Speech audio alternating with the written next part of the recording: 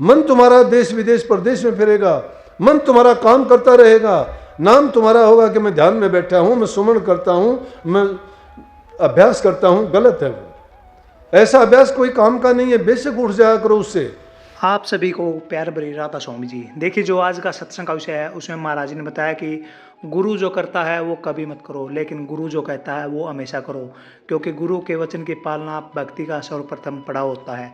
महाराज जी ने समझाया कि सच्चे संतों के वचन केवल शब्द नहीं होते, बल्कि आत्मा को जागृत करने के लिए दिव्य संकेत होते हैं। महाराज जी के ने बताया कि जो गुरु का अनुसरण करता है उस व्यक्ति के जीवन में कभी कोई दुख नहीं आ सकता, वह व्यक्ति कभी दुख में रह नहीं सकता। अगर दुख आएगा तो दुख चला जाएगा। और साथ ही महाराज जी ने बहुत प्यारी प्यारी बातें सत्संग में बताई है। महाराज जी की बातों को सुनकर आप अपने आप को धन्य पाएंगे। तो चलिए, आपका कीमती समय लेते सत्संग को शुरू करते हैं। कृपया सत्संग को पूरा सुनकर पुण्य भागीदार अवश्य बनिए। राधा स्वामी। इसीलिए कबीर साहब ने कही कि उस मन को साधारण रूप से लगा लो, और जब उसमें करते करते पूरी निपुणता प्राप्त हो जाएगी ना, फिर आपको चिंता करने की जरूरत नहीं। फिर सब कुछ देखना, मन नहीं डोलेगा, विचार नहीं डोलेंगे, फिर कहीं नहीं भागेगा ये मन। फिर तो कबीर साहब क्या कहते हैं, एक दूसरे शब्द में कहते हैं कि जो काम करोगे वो प्रभु के निमित्त होके करोगे। ख्याल हो, कबीर साहब ताना तड़ते हैं और बड़े ऊंची आवाज में कहते हैं, हम तो राम भजांगे राम, ताना भाई कौन तनेगा जी। कहता है मैं राम भजता हूँ, मैं ताना कहाँ तनता हूँ। सूत बनता जाता है, सूत बनता है, लेकिन मन में राम का नाम है। और कहता है ताना कौन तनता है, तुम गलत देख रहे हो, मैं ताना नहीं तनता, मेरे मन में तो राम का नाम है, मैं उस राम को ही। और आगे कहता है कि काशी के हम बासी कैया, मेरा नाम कबीरा, एक बार मुख से नाम बिसारा, जात जुला की ना ताना भाई कौन तनेगा जी। कहता है कि एक बार नाम बिसारा था मुंह से, उसके कारण जुला जाति में जन्म लेना पड़ा मुझे। अब मैं काशी में रहने वाला कबीर नाम से जो जाना जाता हूँ, पिछले जन्मों में एक बार नाम बिसरा था, एक बार नाम बिसरा था। थोड़ी सी गलती के कारण मुझे इस जाति में आना पड़ा। आज मुझे जुला जुला कह के नीची जाति का कहते हैं। ब्राह्मण लोग मुझे कहते हैं तू गुरु धारण नहीं कर सकता। रामानंद जी के मुझे पास नहीं जाने देते, कहते हैं वो ब्राह्मण है और तू नीची जाति का है। शूद्र कह के मुझे कहते हैं कि शूद्र को नाम का अधिकार नहीं है। लेकिन क्या कहा, उसी ने उस नाम को रामानंद को ही गुरु बनाया। अपने ज्ञान से, विवेक से, अपनी साधना से, करनी करके क्या नहीं कर सकता इंसान। निर्बल आदमी ये सहारा लेते हैं कि मेरे से हो नहीं सकता, मैं कर नहीं सकता। मैं कहता हूँ हर इंसान कर सकता है, हर इंसान में सामर्थ्य है। हमारे अंदर वो शक्ति है जो परमात्मा में है। हमारी रूह, उसका नाम आत्मा है, आत्मा परमात्मा की अंश है। जो गुण उसमें है वो हम में भी हैं, लेकिन हमारे गुण इस काल देश में, माया देश में आके फंस गए। हम इस पर मल बख्शे आवरण के पर्दे पड़ गए हैं। और परमात्मा निश्चल है, निष्कपट है, उसके निर्गुण है वो, उसमें कोई दोष नहीं है। दोष हम में भी नहीं, वो पर्दे हट जाएंगे, हम भी उसके अंश हैं। बूंद को अगर वापस सागर में डाल दोगे तो वही जल का जल है, अलग नहीं है उससे। लेकिन इंसान अपने आप को ही नहीं पहचानता मैं क्या हूं। इसलिए उस नाम के सुमन को एकांत में जाके सब चीजों से निवृत्त होके, सबको भुला के, अगर तुम 5 मिनट भी नाम का सुमन कर लोगे, मैं कहता हूं वो आपकी 50 दिन के बराबर होगी। लेकिन घंटों तक अगर तुम बुगले की तरह ध्यान लगा के बैठे रहोगे ना, मन तुम्हारा देश विदेश परदेश में फिरेगा, मन तुम्हारा काम करता रहेगा, नाम तुम्हारा होगा कि मैं ध्यान में बैठा हूं, मैं सुमन करता हूं, मैं अभ्यास करता हूं। गलत है वो। ऐसा अभ्यास कोई काम का नहीं है। बेशक उठ जाया करो उससे, या उस घड़ी का पाबंद बन के ना बैठा करो, मैं घंटा बैठूंगा, 1.5 घंटा बैठूंगा। फिर तो घड़ी की भक्ति करोगे, 15-20 मिनट में उठ जाओगे, घड़ी की तरफ देखोगे, अभी तो 20 मिनट हुए, फिर बैठ जाओगे। गलत है। फिर तो भक्ति घड़ी की। जब तक मन टिकता है, तुम्हारा 10 मिनट मन टिके वही काफ़ी है। लेकिन मन को ऐसा टिकाओ कि भटके नहीं। इसी शब्द में आया था, मैं ज़्यादा उसकी व्याख्या नहीं करूँगा, कि उसमें जैसे ये हाथी जैसी भक्ति है हमारी, काम क्या है? आते दिखाई देते हैं सत्संग में, कहते हैं गुरु भक्त हमने नाम लिया है, घर जाके क्या काम करते हैं? वही बात, वही सारे कर्म, झूठ कपट बेईमानी ईर्ष्या लड़ाई झगड़े। घर में ही शांति नहीं है, घर में शांति नहीं है। वो गुण पैदा करो अपने आप के अंदर, वो खुशबू पैदा करो। खुशबू होने से जिस प्रकार से फूल में भौरे आके लिपट जाते हैं, मक्खियाँ उससे शहद लेके चली जाती हैं, हर इंसान उसके पास आना चाहता है, कोई उसको देख के, उसकी सुंदरता को देख के उसको तोड़ लेना चाहता है, उसको अपना लेना चाहता है। वो गुण इंसान भी अपने आप में ऐसे पैदा कर ले तो उसको भी सब चाहेंगे। लेकिन हमारी भक्ति क्या है? कपट की है, बेईमानी की है, हमारी नीयत खोटी है। हमने अपने आप को सुधारा और बदला नहीं है। कहाँ नाम, कहाँ भक्ति, कहाँ गुरु, कहाँ धर्म।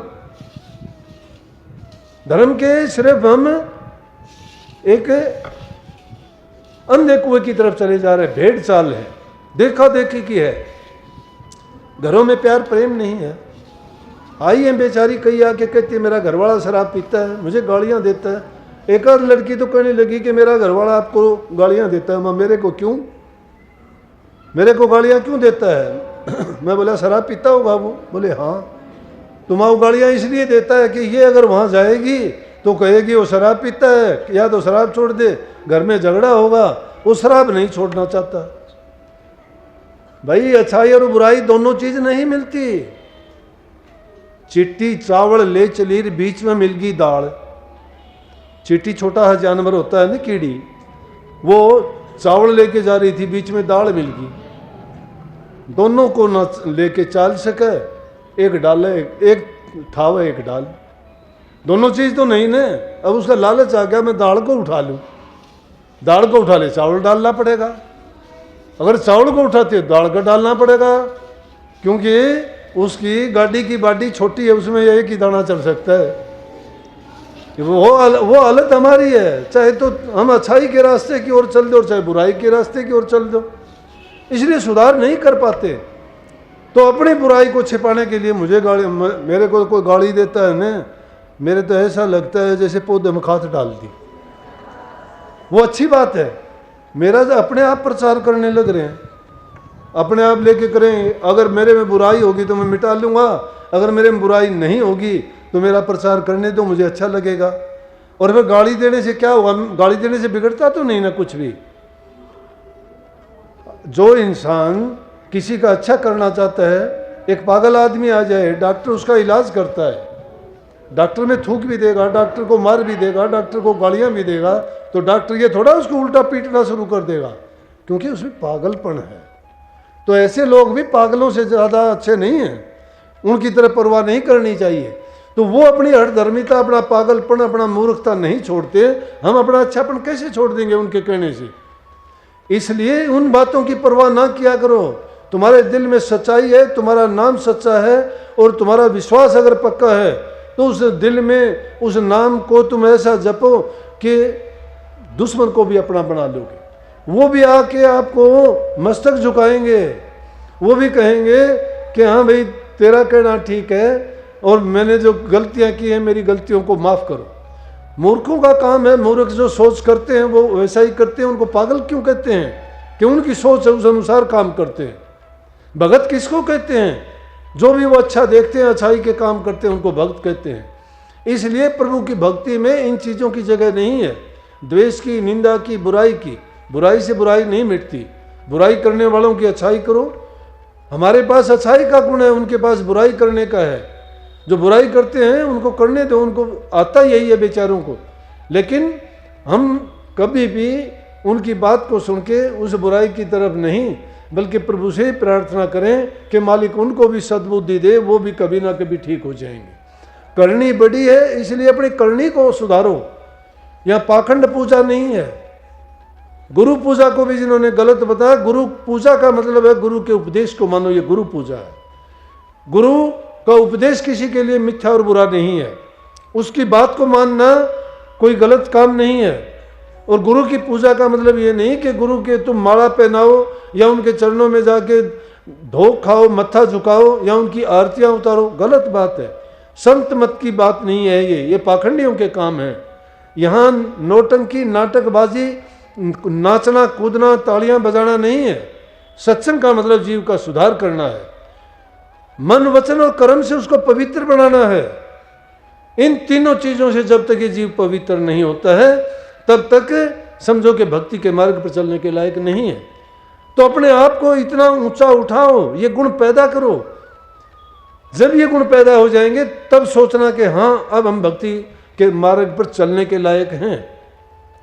लेकिन इनमें कोई पाबंदी नहीं है, कोई घर नहीं छोड़ना, कोई काम नहीं छोड़ना। नौकरी करते हो काम करो, कृषि करते हो धंधा करते हो काम करो, काम करने की शर्म नहीं है।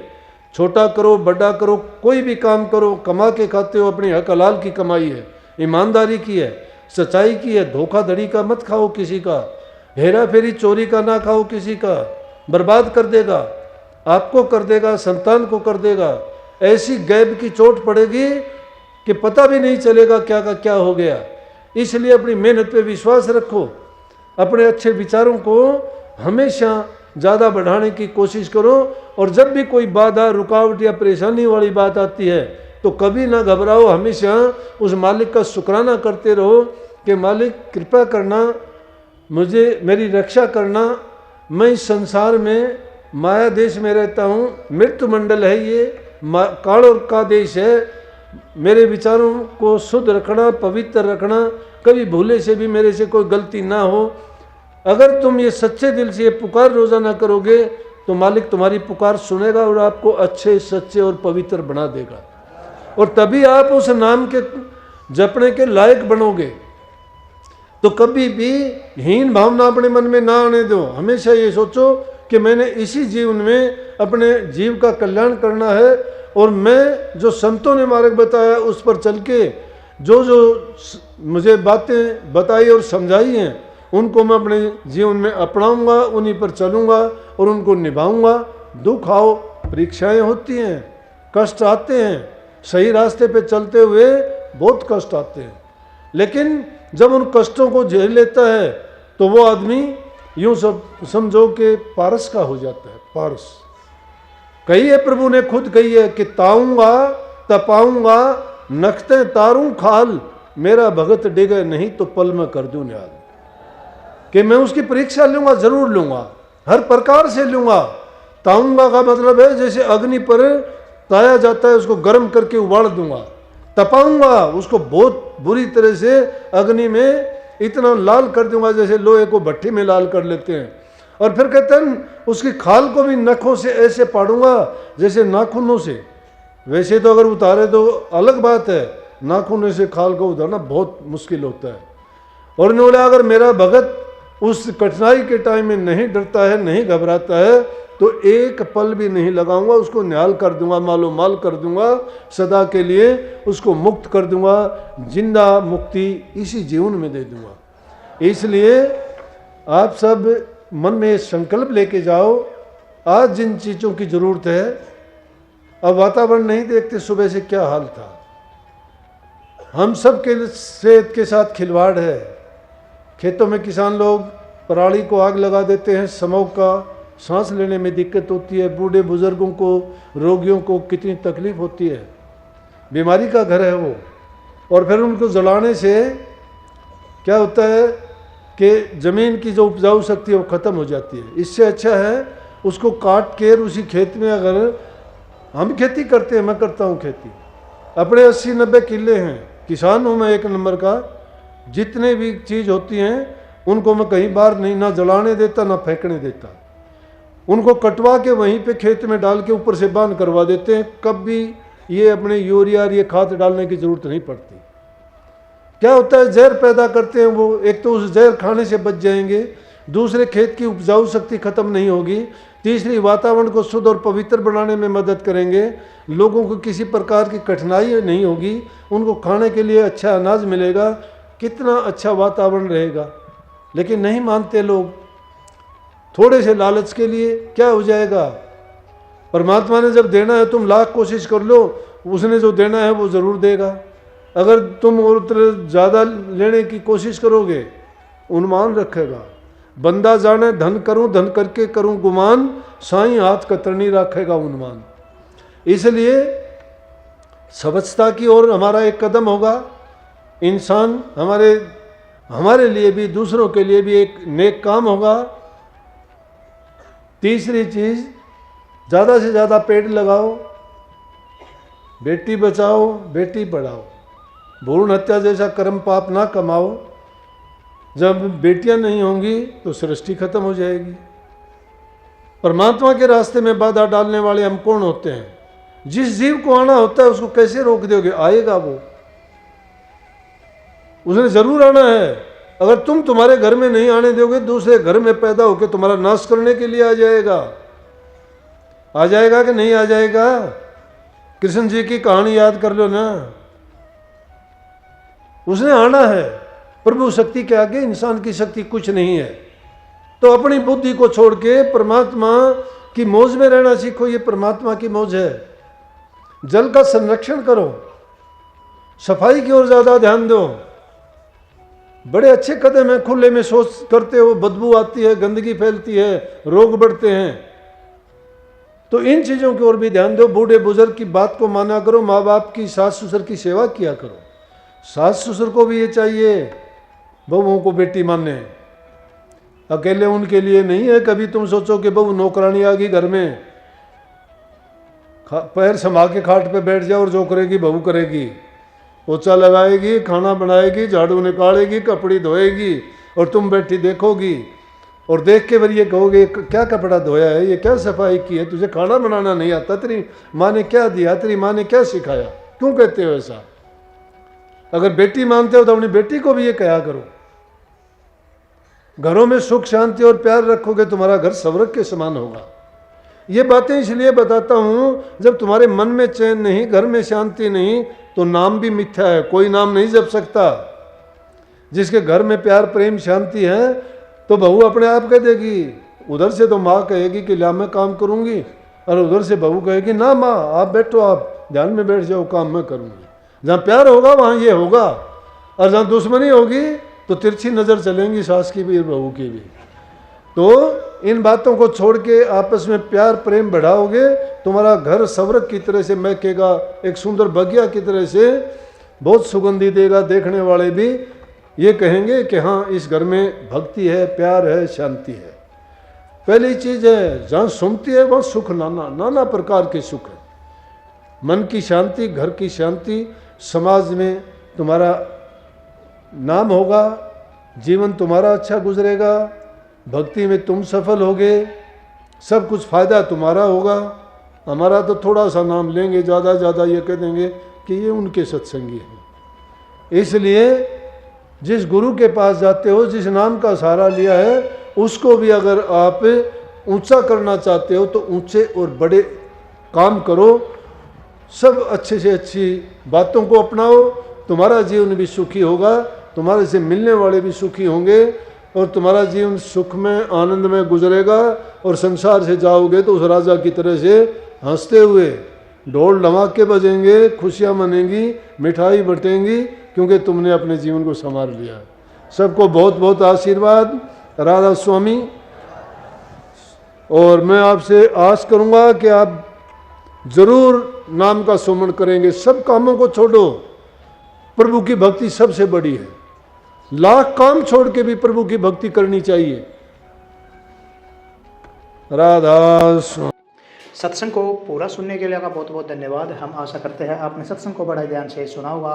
तो जैसे प्यारी साध संगत जी, आपने सत्संग में सुना, महाराज जी ने बताया कि अगर हम गुरु के वचनों पर चलते हैं, गुरु जो कहता है हम करते हैं, तो हमारा जीवन किस तरह सार्थक बन जाएगा। अगर हमारा जो मन है वो बार बार विचलित होता है, हमारा मन अगर भजन सिमरन में नहीं लगता, तो उसके लिए हमें क्या करना चाहिए जिससे हमारा जो मन है वो एक जगह टिक जाए और हमारा मन नाम में लग जाए। तो कृपया महाराज जी की इन बातों को आप अपने जीवन में अवश्य उतारिए और अपने जीवन को नाम में, भजन में, सिमरन में अवश्य लगाइए, ताकि जो आपका जीवन है, जो आपका परिवार है, वो अच्छे से फल फूल सके। और साथ ही अगर आपको सत्संग अच्छा लगा तो कमेंट बॉक्स में राधा स्वामी लिखकर पुण्य भागीदार अवश्य बनिए। और कृपया महाराज जी के इन वचनों को आप अपने जीवन में अवश्य उतारिए और अपने जीवन को एक नई दिशा अवश्य दीजिए। मिलते हैं जल्दी एक नए और बहुत ही प्यारे प्रवचनों के साथ। तब तक के लिए राधा स्वामी।